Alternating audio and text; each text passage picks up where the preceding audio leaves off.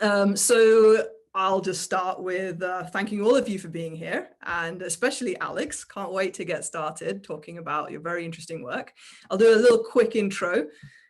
So as you know, this is Alex Hofmann. Alex is a psychologist who conducts university research in the field of virtual reality applications. She studies the interaction behavior between humans and virtual agents in virtual environments. Alex also is a member of Austrian Space Forum, where she leads the human factors team. She selects and trains prospective analog astronauts and accompanies teams psychologically in terrestrial Mars missions. Alex researches how group processes change in the course of a mission and which factors can lead to a healthy psyche in manned space missions. So I can't wait to hear about this work that you do, especially with the Austrian Space Forum. Very excited. Can you just give us a bit more detail, talk about your research and specifically some of the analog astronaut work that you've done? So actually, yeah. So I'm, as you said, I'm the lead of the human factors team in the Austrian Space Forum, and our main job and our main target is, first of all, like that we select, train, and supervise analog astronauts and also the team on Earth in the mission. So we have regular selection processes for people who want to be an astronaut in our association, and of course they must be selected on psychological criteria. We can talk about that later in detail if you want. And then, of course, when people are selected and we've built a team, they must also be trained in psychological aspects, such as how to deal with isolation, how to deal when people have conflicts in a group, how to deal with workload and stress or sleep fatigue, everything like that. And we have a constant training for them before the mission, because they must learn to be aware, and also they must learn to process problems on their own when being in the field, because I won't be in the field with them.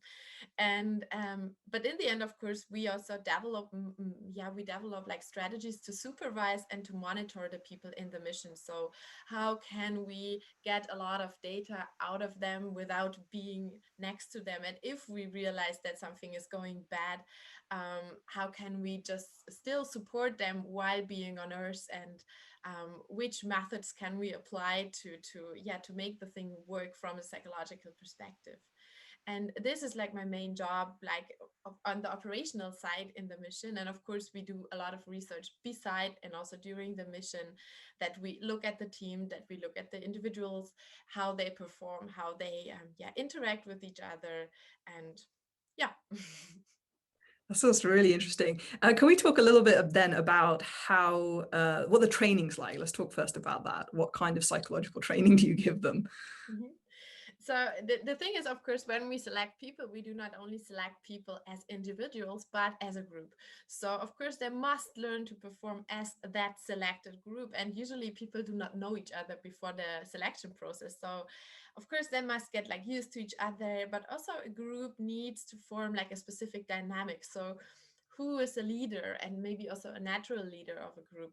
Who needs to communicate a little bit in a different way? Who needs like a proper, like a proper working condition to execute some stuff? So we define roles, and but also we look at natural roles of the people and try to support them, that they become a group in which everything is kind of coordinated well, and that if an emergency happens, that they already know which structures they need to use or to establish in order to make the things or to solve the problems. And then, of course, the problem, or the thing is, when we work with analog astronauts, many of them have no experience with psychology before, because they didn't need it. Like, of course, the majority of people who applies has like a good CV, has maybe succeeded in life so far, didn't fail so much. And so, of course, we need to give them like a basic training, like what happens if your strategies, which you have used so far, are failing at the point? What happens if you are stressed in a condition and you never learn to deal with stress because you have not felt stressed so far? And so they learn a little bit of mindfulness techniques as well, but also how actually to communicate issues, because many people have never done that before. Like they don't know how to express a problem, or like, So when you're selecting them, what kind of things are you looking for? And I assume there must be some tests when you're selecting them, like what kind of tests are there, and what is it that you're actually looking for? So of course we look at, like, we have tests running. I won't go too much in detail which ones, but of course we look at the personality, let's say, and which personality traits do people bring into a mission, because there are studies on that, which personality traits are working well, others are not working that well. And of course, what I also do, I'm a clinical psychologist as well in my background. So I also select, or I look for clinical experiences before, which is, from my perspective, never an exclusion criteria. So sometimes people have had, I don't know, a depressive episode in their life. This is not an exclusion, because if they have learned to deal with that, and if it, like, they learn how to deal with like difficulties, that's actually a plus sometimes, because they have strategies, they know how to do that. But still, we, of course, we must do, as being like a medical team as well, we must do a proper selection in, and we must be aware of the medical and the psychological history of people. So this is something we look for. And then, of course, we look a lot of how people perform in a group, because we cannot only select, yeah, as I said, individual people, but they must work out being in a team. And this is why we have a lot of exercise being in teams together, where we see, okay, who is trying to catch the lead, who's not listening to others, listening to others in a very good way, who's loyal, and who's trying to be more independent, and maybe, I don't know, breaks the rules and stuff like that. So this is why we have selections with a lot of funny games. Are rule breakers okay, or are you generally trying to avoid the rule breakers? I think this is something which is interesting. We always have like a small border of what is okay and what is not. Of course, we need to have rule breakers, because when we have an emergency and people are still following a rule, which is in that case maybe even life threatening, um, it can be dangerous for them. So of course, we need that the people are able to step out of the box. But nevertheless, like, missions are only working if people follow a high set of hierarchy and standardization and operations, because otherwise it's not working. So of course, adaptiveness plays a very significant role, and that people, yeah, sometimes can step back with their ego and just adapt to what the group is doing. So what are the kind of things you're actually going to be observing them over the duration of a mission, and like what are the common things you see maybe throughout these missions? Mhm. So of course it depends always on the duration of a mission, and what we can say is that the longer the mission, of course, the more severe the problems. But what we can say is that, like, the majority of people already shows like problems in sleeping. Like, sleep is usually a very difficult thing, because people do not sleep at home. Maybe it's not comfortable, so sleep is affected quite quick. And of course, sleep is not only sleep and it's like far away from everything. Of course, it affects like performance, it affects stress, and it affects like the emotional status of people. This is something, of course, we look at the performance of people, like how people perform under stressful conditions. We try to outline when they are not able to perform anymore, like when they are tired, how they show signs of fatigue. And of course, we look at the group dynamics for a long time, because this is also something which can be affected quite easily when people feel misunderstood, when communication is not running transparent. And this is when, of course, people do not have like intense fights or something, but they have like smaller conflicts and tensions, and we must see how they deal with that. What kind of length of mission do you think where these difficulties start to show up, like the 2 week mark or 1 week, or is there not a defined time? I mean, we usually work with missions which have like the duration of a month. Mm. And there you don't see signs, let's say, of depression or something. I mean, there's sometimes research running where people think they can like measure for depression or anxiety or something, but you never have that, because people, I mean, that's like their holiday. They go there, being an analog astronauts, they're excited to do that, so they do not turn depressed after like very quickly. Plus, when you want to see depression, usually people react with depressive episodes like half year after the event which affected them, actually. So there's a long gap in between. We do not turn depressed the day after. And so what you see is when you look at missions from Antarctica, where the people have to stay overwintering like a year, then they show, like some of them show slightly signs of depressive behavior, which is of course not comparable to like a real clinical depression, but they show like some signs of it. And this is why researchers give like funny names to that, like overwinter syndrome, let's say, to give it a name, even though it's not a depressive Yeah, episode. that's interesting. I mean, because the weather definitely affects people's Yeah. mood. There's no question about it. So if I was thinking about it, Antarctica would possibly be the closest environment you can get to a space mission. And so do you feel, would you agree with that? Do you think that a long duration Antarctica mission is about as close as we can get at the moment with analogs? Yeah, I think so, because another aspect is that you cannot escape. Like to escape from the ISS, you need like 6 hours for an emergency escape. That's possible, but to escape from Antarctica is even more difficult. Like you really need to catch the boat and to be able to come back to the landscape. And this is why I think that Antarctica is the closest, also from the feeling of I'm really far away and I cannot go back. I cannot just turn the light on or open the door and then the mission is over for me, because that's something in the back of the head of the people. And this is why I think Antarctica is real. And plus, we also have, of course, the weather conditions like the darkness, which affects people. And yeah, and also like the weather, like it's cold, it's a hostile environment. It's not the like you can open the door and actually it's like 25 degrees and you could just like sunbath yourself. It's really like you have to go out and it's ugly and you don't want to.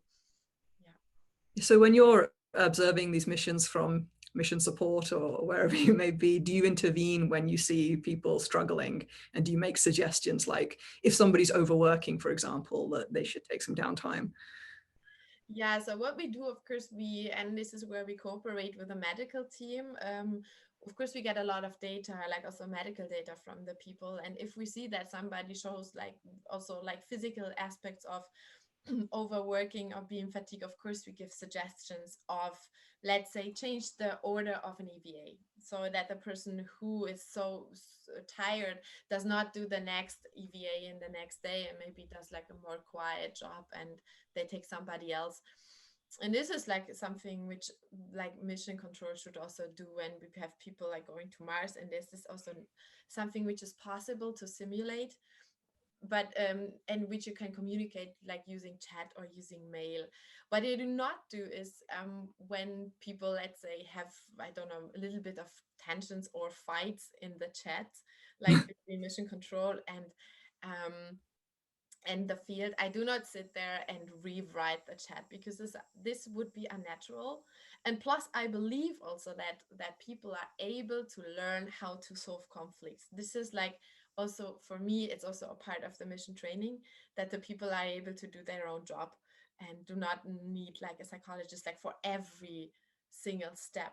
But of course you can, and this is what we do, we support like debriefings. We also talk to the people who work on Earth, how they possibly could look and how possibly could support their teams in the field in a better way. Yeah. Have you ever, I guess, because you're doing the selection, so you're being very careful as the kind of personalities that you pick, but have you ever had a difficult personality slip through perhaps the selection process and they've maybe caused an issue with the crew?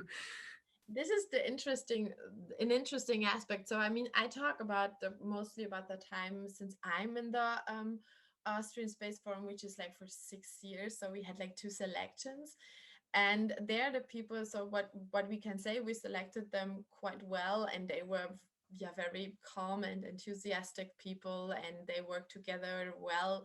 And this is why we were like quite happy with our methods. And but this is also for science, it's an interesting question, because of course what we get from them is boring data, like nobody's depressed, nobody's sad, nobody had a fight, there's nothing to write about. Actually everything kind of went smooth. And this is why we need always also to reframe this like thinking in our minds, is that when we get boring data, actually that's the good data we want to have in missions, that everything went well, or most of it went well, instead of that people were fighting, then we need to question our entire selection and training process.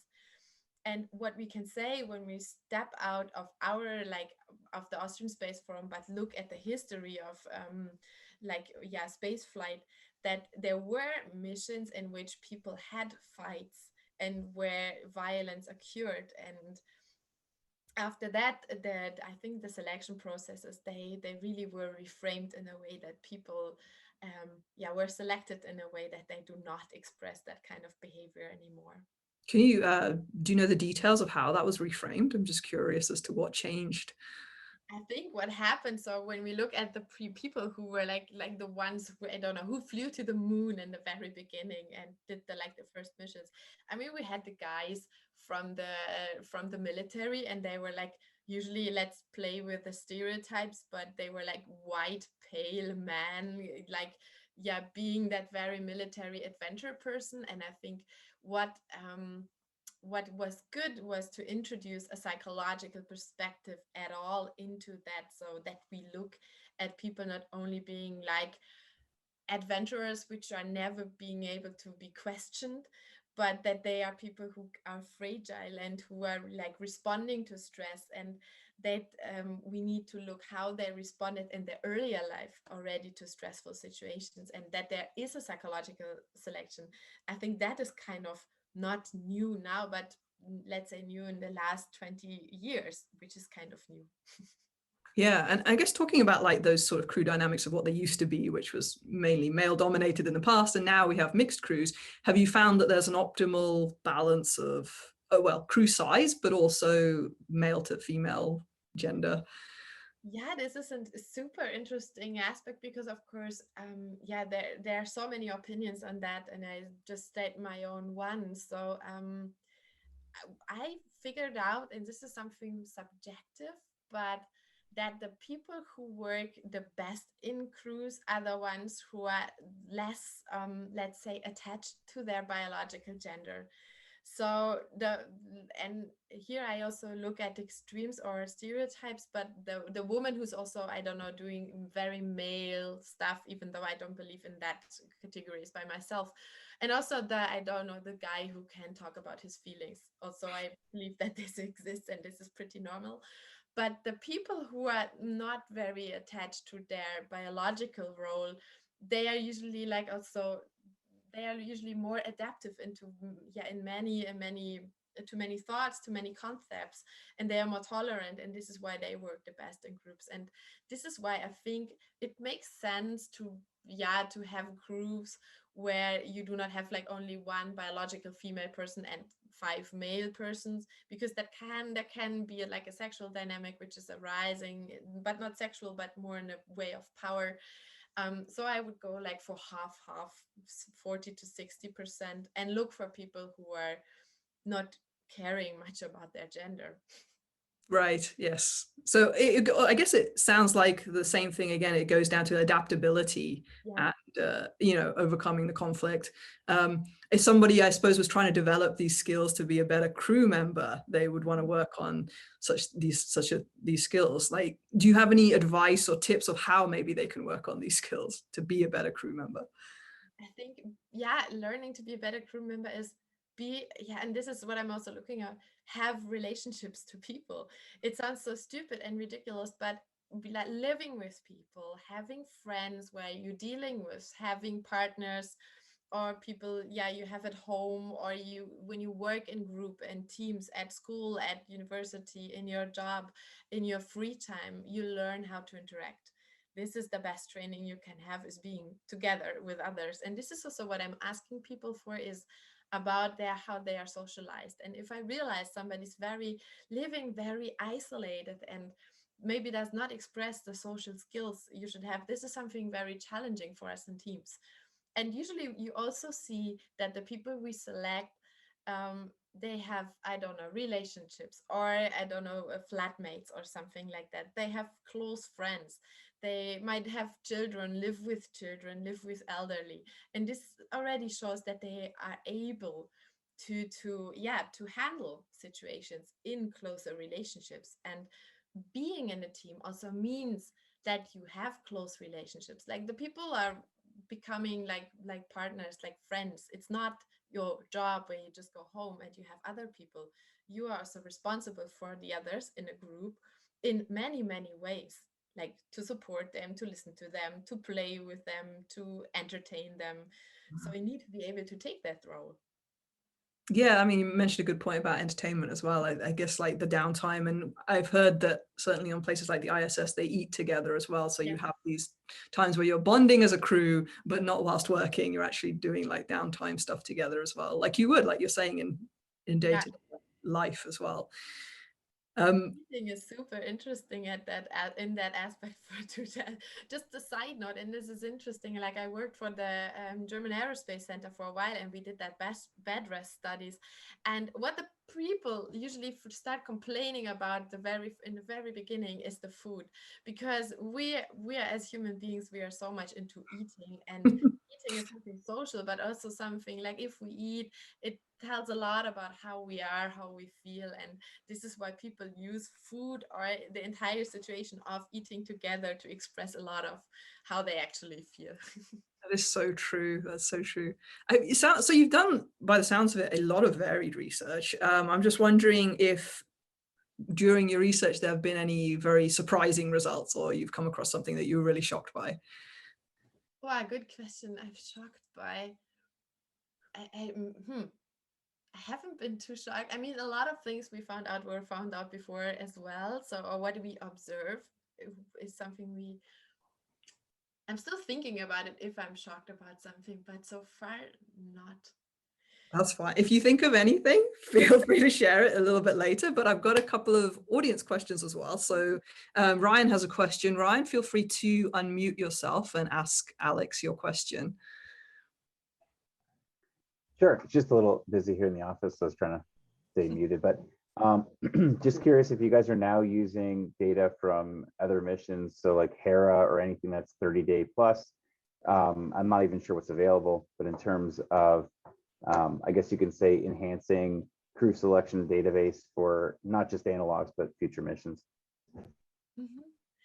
I mean, of course, and this is something which I consider being like careful work. Of course, you read and you process data from other missions. I mean, we do. This is also something we do not have a lot of data, like in the entire analog world, because usually when you analyze astronauts, you have like a number of 6 people or a number of 10 people, which is like statistically seen, it's nothing.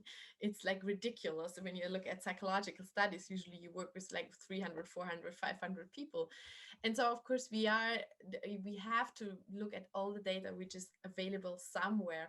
Of course, we have the scientific problem that sometimes it's hard to compare the data with each other, because the missions are different, selections have been different, so there's a lot of like things why your data might not be reliable. But of course, we need to take everything into account, and also like data from Antarctic missions or from, I don't know, Nautic missions.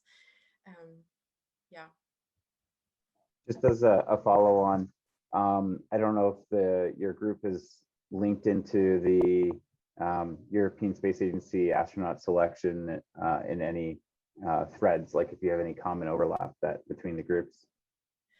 So I mean, of course, I think the interesting thing is now there is the new call, and I am sure that people will apply. And I think when you look at who's going to apply to be an astronaut right now, you will see a lot of people who were in analog missions across all analog missions, that they try to be an astronaut right now. And this is, I think, totally normal and healthy, because this is why they were in analog missions, is because they were dreaming of being a real astronaut at some day. So good luck for everybody. Celia, would you like to unmute and ask your question? Thank you so much. I'm here. I'm very curious. I like it. I love it. I think it's wonderful. My question is more a little abstract, in the sense that I'm thinking when you are in Antarctica, you are on the Earth, no? Probably you are not in the microgravity, and your reactions are different when you are in microgravity. But the point is for me also to think about how the pressure is working in the both groups, how they are expressing this anxious and depression. And also I'm thinking probably Mars is the same as Antarctica, because I think, I don't know, I never been in Mars, but the point is when you are knowing the wonderful thing in the ISS is that you can see the Earth. You are the window, you have the window and you can go and see what happens. But what happens also in Mars, I think, I have no idea, but I don't think they have a wonderful Earth in front of the window. And I think for me, it's more the reaction, no? How people are reacting, and of if the microgravity is had different influence in your psyche. Thank you. And I think this is where we need to look at the effects of the environment. And as you said, I think this will have a very, very big effect that we cannot see Earth when being on Mars. And this is something which astronauts and the ISS also say, that they get like this humble feeling when they are like looking down at the Earth and they do not see any borders. And it's actually kind of something very holy. I think this view supports psychological effects of astronauts. They know why they are doing that job. And when you are detached from Earth, you might also get like a feeling of loneliness, of detachment. And I assume that people will also experience fear in a very different way, because of course we are, as human beings, as animals in some way, we are connected to our environment, and the environment is affecting us. There are so many studies when you look at trees, when you look at forests or something, that you can heal quicker instead of when you do not see nature. And everything in our existence is made to interconnect with natural stuff and with nature. And so of course being away from it is something very, very, it will affect people for sure.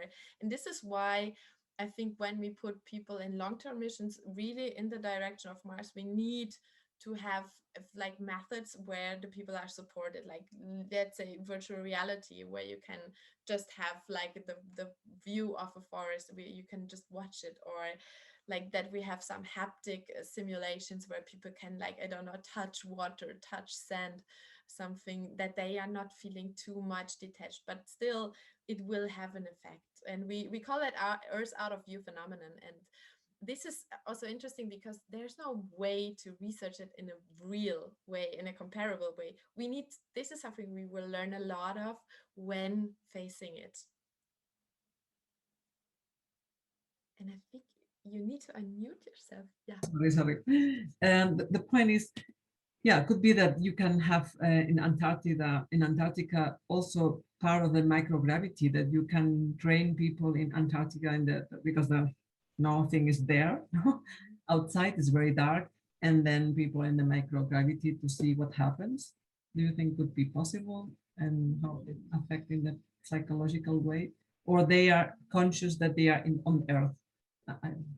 I think an interesting approach in this is that to use underwater studies, because underwater, and this is, I don't know who here has been diving, but I tried diving once, but I wouldn't consider myself a diver. So of course, when you go down and you still can see like the surface of the seaside, you just feel like I can go up, and you know that you're not allowed to, because you have all the physiological effects. And this is, I think, something where we can get very close to the feeling of that the environment, you cannot control your environment. And this is the aspect we have to deal with, that you are living in a hostile environment and there's no way of controlling it. And I think people who also work like in the flight, or like fly around in airplanes, they might have a similar feeling, but still flight is like got very, very like safe, and still you have like the big capsula around yourself. So I think underwater you can learn a lot.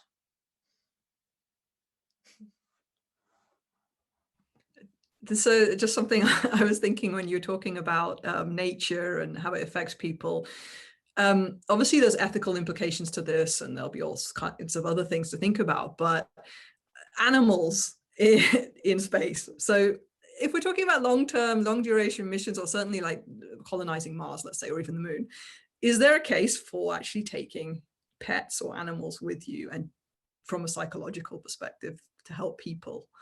Or would it just, I mean, I do think in some ways it seems very selfish and unethical to take a pet there, but at the same time, animals are shown to be really good for your well-being, right? Yes, and this is also why I'm like, I'm ethically not sure yet. So of course, like the space dog, I think that would be a great idea, like for the psychological effect. Nevertheless, of course, we need to check a lot of things before, like how does the animal survive in space? How is the animal like? I would be very afraid if the dog dies and people have to bury it in space and stuff like that. Could be very ugly. So.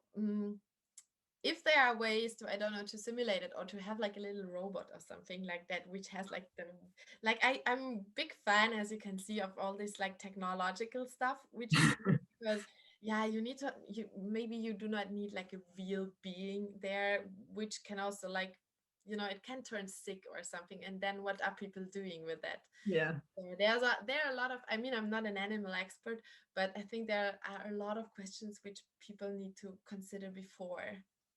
Oh yeah, definitely. And there's been some people in the chat saying, yeah, plants. Plants, yeah, totally. Yeah. And this is, I mean, salad is not dangerous, so you can. And this is also where they try. I mean, they are planting like, I don't know, tomatoes from urine from human pee. So there are a lot of experiments, which is also healthy because the people can eat it. They can have like vegetables.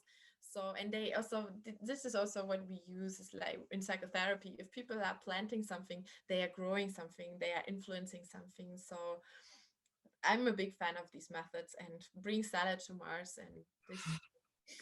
Yeah, it's good for your mood and it's good to eat. Yeah. Feel free to unmute yourselves if you want to ask Alex a question, or you can raise your hand or type it in the chat. I have one last question I wanted to ask you. So if you yourself were going on a mission, say a long duration mission, what other types of crew people you'd want with you, like from your selfish point of view, perhaps? From my selfish point of view, I would love to have crew members which are very empathic, so that they are able to read social signs like of other people. And I'm a big fan of when people are a little bit, not too much selfish, but motivated to collaborate and to cooperate with other people. And I think if everybody's trying to be a good crew member, then you can have a good crew.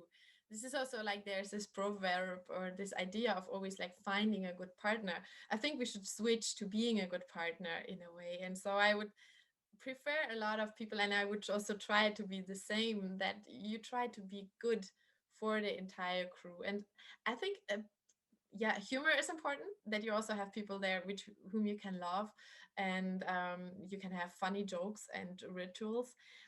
And people who are easygoing in a way. That sounds, of course, is like, what is easygoing for everyone is different, but people who are like, not too complicated in their moods. That would be great. Nice, exactly. Someone you're going to get on with, basically. Yeah. So I'm just going to open it up to everybody. If last comments, last questions, because we're kind of past the 30-minute mark now. So if anyone, feel free to unmute yourself, ask Alex a question or a comment, it's fine. And if we don't have any more, then we'll also happily ask Alex if you have any last remarks or comments that you'd like to make. Good one. I still think, even though if we don't go to space, or I don't know, if we don't go as far as we thought, I think space is still like a great, great experience for psychological training, because what people learn is that you can only go to space if you work as a group and if you cooperate with people. It's not an individual project. And for me, that's my personal learning, which I prefer the most, is that, okay, space is great to learn how things can work and how we can even change our planet if we just like cooperate and work together. And that's the best thing. I really love that. That's awesome. We did have one last question come in from Kim as well. So Kim, please unmute yourself and ask. It's actually really, really noisy here. So I was just considering, as we study conflict and crew cohesion, how you recommend introducing it in a controlled way where we can study it instead of waiting for it to happen naturally. Mm-hmm.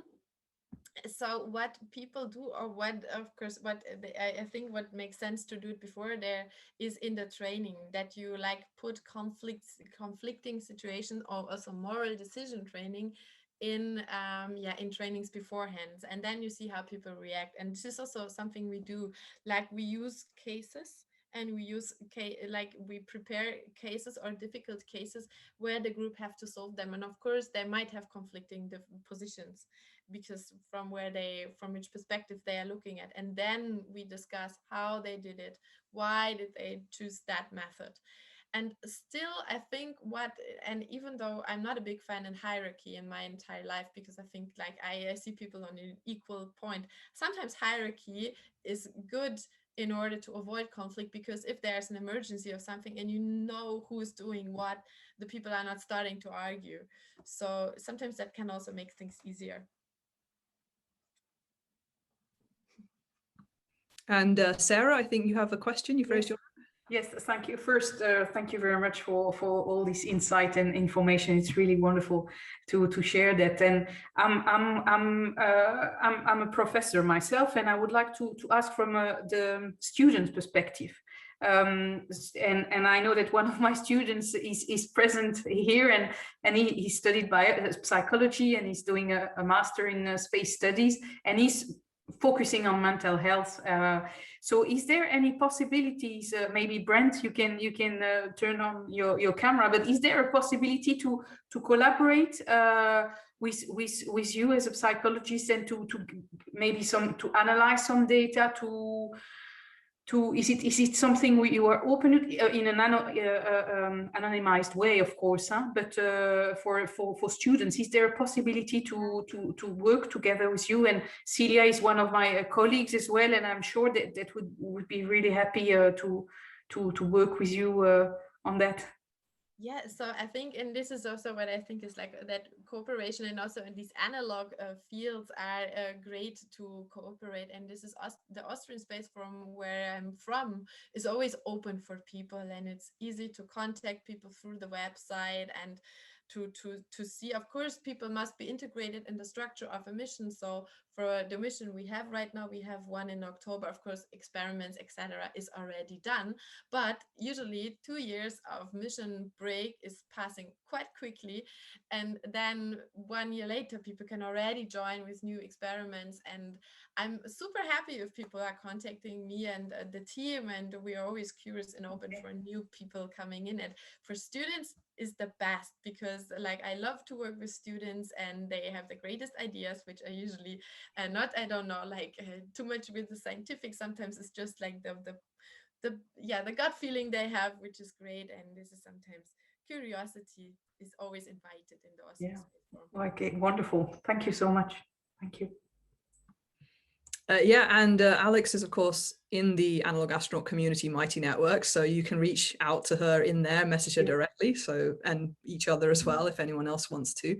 Roxy, I think you had a question for Alex. Yeah, thank you. So my question, I guess, from the perspective of anyone who is applying for the ESA astronaut call, and anyone who wants to be an astronaut, is that you don't really know how good of a teammate you are until you make it pretty far down the selection process.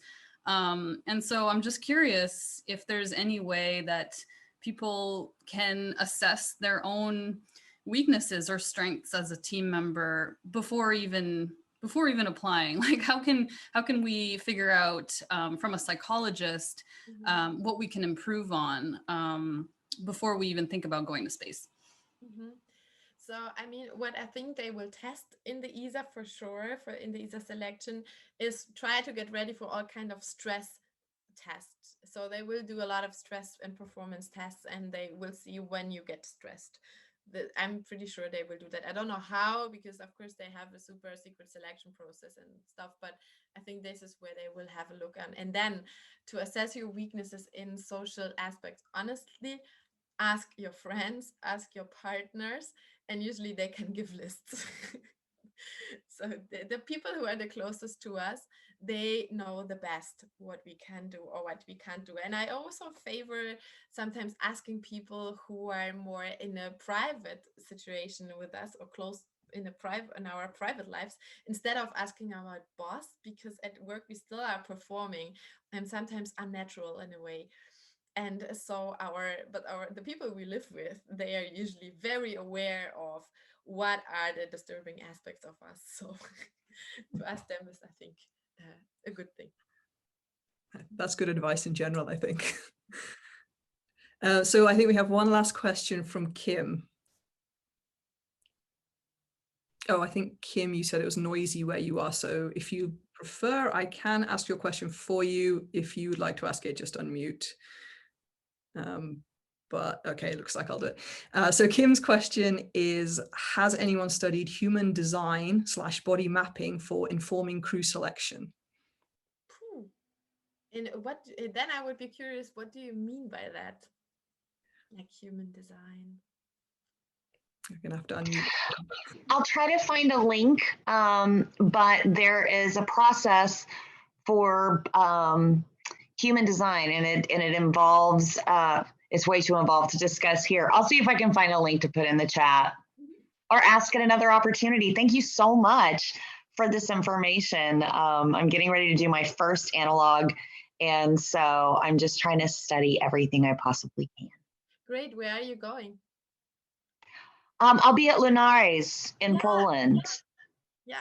Yeah, so I'm very excited about that. And I have a great crew. And I currently work in NASA's astronaut office as a publicist. And so I feel like I get to do about 20, master classes every week as we're doing all these virtuals. And so they're talking very openly about the crew cohesion and the interactions, and especially how they all turn into little kids when you're on orbit and they throw food at each other. But the human design and body mapping stuff really talks about how there are people that you click with and people you have an instant connection with. And it has to do with a formed sense of self. If you have a defined sense of self in one area, or you are open to external output in another area, in that area. And so if you put together people who have a defined sense and an open sense in different areas, to me, that seems like it would be a good tool for crew cohesion. Because if you have everybody with the same strengths or the same weaknesses, that's going to be a hot mess. So just dipping my toe in and curious. And this is something we assess as well before, is that which individual strengths do we have in a group? And of course, sometimes, my example is usually like the natural leader. This is a great strength to be a natural leader, but we don't need 5 of them. We need maybe 1 or 2 people with that strength, and then we need others with other, or some people are very pragmatic decision makers, and this is great. But we don't not only need them, because if everybody's just deciding, nobody's going to follow. And this is why we try to combine strengths and weaknesses of people. And this is why sometimes this is also for the people who apply for ESA now. It might be that you're not out selected because of yourself, but because of maybe the constellation of which the people are selected in. That can happen. And good luck for you for Lunares. Lunares is a great thing, a great project. So and I'm sure you will have a great experience. Thanks so much.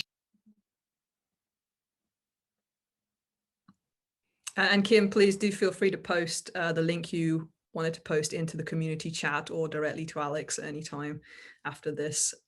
We are wrapping up now. So I think this has been an absolutely fantastic conversation. I've learned loads. Thank you so much to our audience, and especially to you, Alex.